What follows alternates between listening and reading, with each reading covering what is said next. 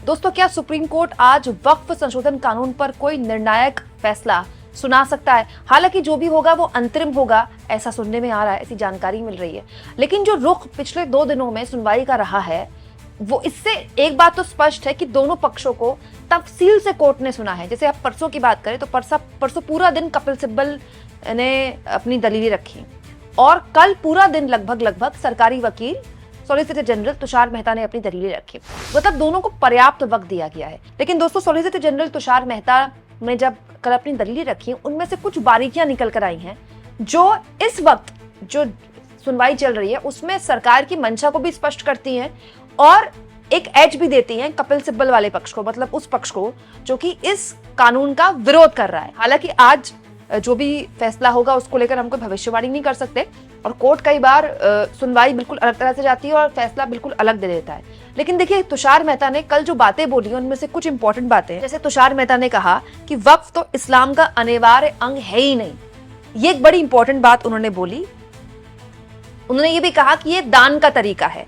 मतलब अभी तक पूरी की पूरी जो लोकसभा में आप बहस देख लीजिए या सुप्रीम कोर्ट में आप बहस देख लीजिए, बार बार कपिल सिब्बल यही स्थापित करने की कोशिश कर रहे थे कि ये पूरी की पूरी जो छेड़छाड़ की जा रही है ये मुस्लिम समुदाय के धार्मिक भावनाओं के साथ की जा रही है, उनके धार्मिक मामले का दखल है। और अब सरकार ने ये बात बोलकर एग्जैक्टली उस बात को एक तरह से बल दे दिया। दोस्तों, इसके अलावा सॉलिसिटर जनरल ने कोर्ट में कहा कि वक्फ बाय यूजर मौलिक अधिकार नहीं है।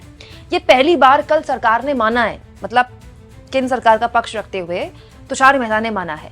तो वो जो डर था जो लगातार बहसों के दौरान कपिल सिब्बल जता रहे थे कि जो वक्फ बाय यूजर है उसको खत्म करने की कोशिश की जा रही है, जब सरकार द्वारा कोर्ट में कहा जाता है कि वक्फ बाय यूजर मौलिक अधिकार नहीं है, तो कपिल सिब्बल जैसे वकीलों का वो उस आरोप को बल मिलता है, क्योंकि कोर्ट में सरकार खुद कह रही है ना कि ये मौलिक अधिकार नहीं है, तो मतलब ये खत्म हो सकता है वक्फ बाय यूजर। दोस्तों, इस्लाम का अभिन्न अंग नहीं है वक्फ। ना केवल इस तरह की बात बोली गई तुषार मेहता द्वारा, बल्कि ये भी बोला गया कि सरकार की तरफ से बोला गया कि जो वक्फ है वो सेक्युलर है, धार्मिक नहीं है। मतलब पूरी दलील अगर आप सरकार की तरफ से कल सुने तो उसको ये देखकर समझकर ऐसा लगता है कि सरकार ने ये मैसेज देने की कोशिश की है कि बेसिकली जो वक्फ है उसको सरकार एक ट्रस्ट की तरह लेती है। लेकिन कपिल सिब्बल और इसके अलावा अभिषेक मनु सिंघवी जैसे जो दूसरे वकील हैं वो बार बार इसको स्थापित कर रहे हैं कि वक्फ इस्लाम का एक बेहद ही इंपॉर्टेंट हिस्सा है। हालांकि दोस्तों, ये तो अब कोर्ट को तय करना है कि इस पर उसका क्या रुख रहता है, क्योंकि कपिल सिब्बल ने बार बार कोर्ट में कहा कि अगर आप किसी को वक्फ कर देते, किसी प्रॉपर्टी को वक्फ कर देते तो वो अल्लाह को दान हो गई। तो कोई भी प्रॉपर्टी अगर अल्लाह को दान हो गई तो फिर वो सेक्युलर कैसे हो सकती है? कोई भी प्रॉपर्टी अगर अल्लाह को दान हो गई तो वो तो सीधा संबंध उसका इस्लाम से है ना। दोस्तों, दूसरा इस एक और विरोधाभास दिखा कल तुषार मेहता की दलील में, जिसमें 5 साल प्रैक्टिसिंग मुस्लिम एक बहुत इंपॉर्टेंट क्लॉज है। आपको याद होगा सदन में जब बहस चल रही थी तो इसको लेकर बहुत विवाद हुआ था। 5 साल प्रैक्टिसिंग मुस्लिम, अच्छा आपने एक शर्त रख दी कि कोई भी इंसान अगर वक्फ करता है तो वो 5 साल का प्रैक्टिसिंग मुस्लिम होना चाहिए। फिर आप कहते हैं कोर्ट में कि वक्फ जो है वो तो सेक्युलर नेचर है इसका। दोनों बातें एक साथ कैसे हो सकती है? पहले आप कहते हैं कि वही इंसान वक्फ कर सकता है प्रॉपर्टी जो 5 साल से प्रैक्टिसिंग मुस्लिम है, फिर आप कहते हैं कि ये इसका जो पूरा का पूरा जो नेचर है वो सेक्युलर है। दोस्तों, इसके बनस्पत अगर इसका कंपैरिजन हम करें, एक दिन पहले जो कपिल सिब्बल ने जिरह के दौरान अपनी दलीलें रखी थी वो काफी मजबूत थी। जैसे कपिल सिब्बल ने ये बात बोला था कि अगर कोई बहुत बड़ी प्रॉपर्टी है, उसका कोई छोटा सा हिस्सा है, उस पर विवाद हो गया और वो मामला अगर कोर्ट में चला गया तो पूरी की पूरी प्रॉपर्टी विवादित हो जाएगी। तो कपिल सिब्बल ने कहा था कि कानून में किसी को भी वक्फ संपत्ति को लेकर आपत्ति जताने का हक दिया गया है। जब तक उस पर विवाद चलेगा संपत्ति वक्फ नहीं की जा सकती। दोस्तों, जैसे कपिल सिब्बल ने कहा कि अगर कोई संपत्ति 100 साल पहले या 200 साल पहले वक्फ कर दी गई है तो कागजात कहां से लाए जाएंगे उसके? अल्लाह को दान की गई संपत्ति को आप ट्रांसफर कैसे करेंगे? दूसरा, इस बात का जवाब कपिल सिब्बल ने पूछा था सरकार से कि अगर वक्फ पर कोई किसी भी संपत्ति की वक्फ होने पर विवाद हो गया, कंट्रोवर्सी हो गई, तो उसका फैसला भी सरकार के अधिकारी करेंगे और सरकार के अधिकारी को अकूत ताकत दी गई है। हालांकि इसको लेकर कल तुषार मेहता ने मजबूती से अपनी बात रखी थी और उस पर क्रॉस क्वेश्चनिंग भी की थी सीजीआई ने, लेकिन कपिल सिब्बल ने बार बार अपनी दलील में कहा कि वक्फ मतलब क्या है? वक्फ मतलब कोई प्रॉपर्टी आप अल्लाह को दान कर देते हैं तो फिर उस पर कंट्रोवर्सी कैसे हो सकती है? दूसरा दोस्तों, गैर मुस्लिम, ये एक बहुत इंपॉर्टेंट मुद्दा है जिस पर लगातार प्रेशराइज किया जा रहा है कि भाई किसी भी गैर मुस्लिम को इतना अधिकार आप कैसे दे सकते हैं वक्फ में? दोस्तों, और ये बात बार बार पूछी जा रही है कि बहुत बड़े बड़े हिंदुओं के ट्रस्ट हैं, हिंदू मंदिरों के ट्रस्ट हैं, क्या वहां पर भी किसी मुस्लिम को अलाउ किया जाएगा? क्या वहां पर भी किसी क्रिश्चियन को अलाउ किया जाएगा? क्यों? क्योंकि नए कानून के हिसाब से वक्फ काउंसिल और वक्फ बोर्ड में बहुमत गैर मुस्लिम का हो सकता है, हुआ नहीं, हो सकता है। मतलब कपिल सिब्बल ने कोर्ट में कहा कि राज्य वक्फ बोर्ड के 12 गैर मुस्लिम और 10 मुस्लिम अगर हो गए तो जाहिर तौर पर जो गैर मुस्लिम है उनके लिए बहुमत हो जाएगा, क्योंकि पहले जिन पदों पर चुनाव होता था उनमें राज्य सरकार का नामित प्रतिनिधि भी हो सकता है, लेकिन अब ये कोई भी हो सकता है, जबकि पहले सिर्फ मुस्लिम होता था। ये नए कानून में किया गया, जो कि कपिल सिब्बल ने नोट करवाया। दूसरा दोस्तों, 5 साल प्रैक्टिसिंग मुस्लिम, इस प्रावधान को लेकर भी, इस बिंदु को लेकर भी कपिल सिब्बल ने कोर्ट में कहा कि इस पर संपत्ति पर जो विवाद होगा वो कलेक्टर करेगा। तो कपिल सिब्बल ने कहा कि वक्फ करने के लिए कम से कम 5 साल मुस्लिम होना जरूरी है, 5 साल प्रैक्टिसिंग मुस्लिम। अब कोई विवाद हुआ तो निपटारा कौन करेगा? कलेक्टर करेगा। सभी प्रावधानों को अगर लागू कर दिया गया तो फिर ये बहुत वक्त टाइम टेकिंग प्रोसेस है, जिसकी वजह से जो टाइम चलेगा उसकी वजह से बहुत नुकसान हो जाएगा जमीन पर। दोस्तों, इसके बीच में जब सीजीआई गवाही ने टोका था कपिल सिब्बल से, तो पूछा था कि जब संपत्ति के सरकारी होने के दावे की जांच शुरू होगी तब संपत्ति सरकार के पास चली जाएगी क्या?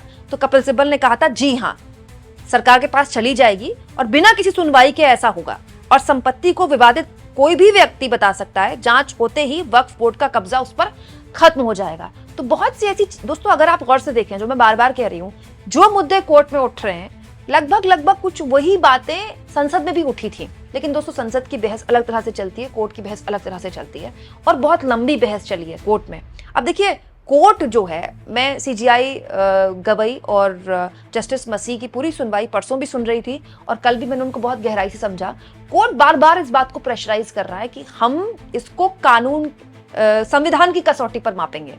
संविधान के अलग अलग आर्टिकल्स का बार बार जिक्र किया गया। अच्छा, वो कपिल सिब्बल भी जिक्र कर रहे हैं संविधान के आर्टिकल्स का, और तुषार मेहता भी जिक्र कर रहे हैं, लेकिन बार बार कोर्ट इस पूरे के पूरे मसले पर ये बोल रहा है कि हम संविधान की कसौटी पर इसको मापेंगे। तो इससे 2 संदेश जाते हैं, क्योंकि हाल के दिनों में वक्फ संशोधन कानून जब सुप्रीम कोर्ट के समक्ष गया, सुप्रीम कोर्ट ने शुरुआती 2 दिन में ही अंतरिम आदेश दे दिया, उसके बाद काफी विवाद खड़ा हुआ। मतलब सुप्रीम कोर्ट, आप कह सकते हैं, कहने की कोशिश कर रहा है कि इसका जो पूरा मूल्यांकन है वो संविधान के आधार पर है, जो कि संविधान सुप्रीम कोर्ट को यह अधिकार देता है। जैसे दोस्तों, परसों क्या हुआ था, एक और चीज, कुल 3 मुद्दों पर तुषार मेहता ने कहा था कि अगर आपको अंतरिम आदेश देना है तो 3 मुद्दों पर दे दीजिए, लेकिन कपिल सिब्बल और अभिषेक मनु सिंघवी ने तुरंत इसका विरोध किया। उन्होंने कहा कि नहीं, आप सिलेक्टिव नहीं हो सकते, आप पूरे कानून को देखिए। जैसे केंद्र ने 3 मुद्दों पर रोक लगाने की मांग की है सुप्रीम कोर्ट में। कोर्ट द्वारा वक्फ घोषित संपत्ति को सुनवाई के दौरान वक्फ की सूची से हटाया नहीं जाना चाहिए, चाहे वो वक्फ लिखित दस्तावेज हो या लोगों के इस्तेमाल के आधार पर, यानी वक्फ बाय यूजर। दूसरा दोस्तों, संशोधित कानून में प्रावधान है कि जब कलेक्टर संपत्ति के सरकारी होने या नहीं होने की जांच कर रहा हो तब तक उसे वक्फ ना माना जाए, इस नियम को लागू ना किया जाए। तीसरा, वक्फ बोर्ड और सेंट्रल वक्फ काउंसिल के सभी सदस्य मुस्लिम ही होने चाहिए, केवल जो पद के कारण सदस्य बनते हैं वो अपवाद हो सकते हैं। तो अब सरकार इन 3 चीजों को लेकर सुप्रीम कोर्ट से दरख्वास्त कर रही है, और सुप्रीम कोर्ट का जो जितना सीरियसनेस है सुनवाई में, मतलब केवल पूर्व सीजीआई संजीव खन्ना की बेंच नहीं, मौजूदा सीजीआई जस्टिस गवाई की बेंच भी अगर आप देखें, पूरा वक्त कल दिया गया बेंच दोबारा, और पूरा दिन इसी पर सुनवाई हुई है। शाम तक इस पर, ऑलमोस्ट 6 बजे तक इस पर सुनवाई हुई है। मतलब सुप्रीम कोर्ट भी चाहता है कि जल्दी से जल्दी मामले को निपटाया जाए, क्योंकि देखिए, अगर आज मामले को नहीं निपटाया गया तो फिर सुप्रीम कोर्ट की जो गर्मियों की छुट्टियां हैं वो शुरू हो जाएंगी, तो फिर मामला लंबा खिंच सकता है। तो सुप्रीम कोर्ट भी चाहेगा कि आज किसी भी तरह से इस मामले को लेकर कोई ना कोई अंतरिम आदेश आ जाए। अब देखिए, इससे पहले सुप्रीम कोर्ट ने जो अंतरिम आदेश दिया है उसी को लेकर आगे, उसी स्टे को आगे बरकरार रखता है सुप्रीम कोर्ट, या फिर कुछ नई बात बोलता है, अभी कुछ कहा नहीं जा सकता। लेकिन हम ये मानकर चल रहे हैं कि सुप्रीम कोर्ट बहुत ही तफसील से इस मामले को समझ रहा है। इनफैक्ट मैं उस दिन भी हैरान थी जब पहली बार इस मामले में सुनवाई शुरू हुई, और उस वक्त के सीजीआई संजीव खन्ना पहले दिन ही तैयार थे अंतरिम आदेश देने के लिए। अमूमन इतने बड़े मामलों में ऐसा नहीं होता, पहले दिन क्या होता है, अलग अलग पक्षों को नोटिस दे दिया जाता है। लेकिन जो रुख उस वक्त पूर्व सीजीआई का था और इस वक्त मौजूदा सीजीआई का है, वो ये बात समझ रहे हैं कि जितनी जल्दी हो सके इस मामले को निपटाया जाए, क्योंकि मामला काफी विवादास्पद भी है और बहुत से पक्षों को प्रभावित भी करता है। यही वजह है ना कि 70 से ऊपर याचिकाएं गई सुप्रीम कोर्ट में। आपको क्या लगता है दोस्तों, आज सुप्रीम कोर्ट से अगर कोई ऐसा फैसला आ गया जो पिछली जो अंतरिम आदेश थे उसी को बरकरार रखता है, सिर्फ मैं एक हाइपोथेटिकल बात कह रही हूं, तो क्या राजनीतिक तौर पर यह बीजेपी के लिए बहुत बड़ी मुसीबत बन सकता है? दूसरा, अगर उससे उलट आ गया एक ऐसा फैसला आ गया जो सरकार को सूट करता है, जो इस तरह के अंतरिम आदेश से अलग है, तो फिर ये बीजेपी के लिए राजनीतिक तौर पर बहुत बड़ी संजीवनी बन सकता है, तब जब ऑलरेडी पॉलिटिकली सरकार पर बहुत से सवाल मौजूदा दौर में उठ ही रहे हैं। आप इस मुद्दे पर क्या सोचते हैं दोस्तों, कमेंट बॉक्स में जरूर लिखें और जितना हो सके चैनल को शेयर करें, सब्सक्राइब करें और थैंक्स और ज्वाइन दोस्तों, ये 2 ऑप्शन है जिसके जरिए आर्थिक तौर पर भी आप चैनल के हाथ मजबूत कर सकते हैं। अगर आप ऐसा करना चाहें दोस्तों तो जरूर करें, क्योंकि इसके जरिए आप मेरी आजाद पत्रकारिता को बल देते हैं, जो कि आज के वक्त में करना बड़ा मुश्किल हो गया है।